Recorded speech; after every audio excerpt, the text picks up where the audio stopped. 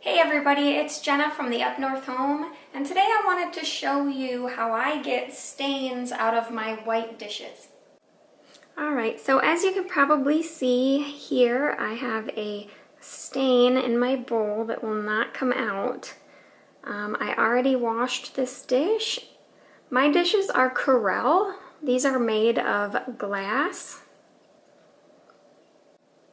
So I finally discovered that the magic eraser will take out the stains from my white dishes. So I actually think that this might be a Walmart brand, but either way, whether you have the real thing, the magic eraser, or a Walmart brand, off-brand, it should work.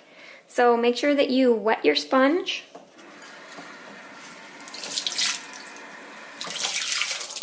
You can squeeze out the excess water and then just rub your stain. And voila, it's gone. So now you can see the stain is gone. I have no idea what it was, but I get them on my, specifically my bowls and plates quite frequently, maybe a couple times a month, and I have no idea what it is. It doesn't want to come out. I wash it with hot soapy water, Dawn dish soap, a sponge, scrub at it, and it doesn't come out.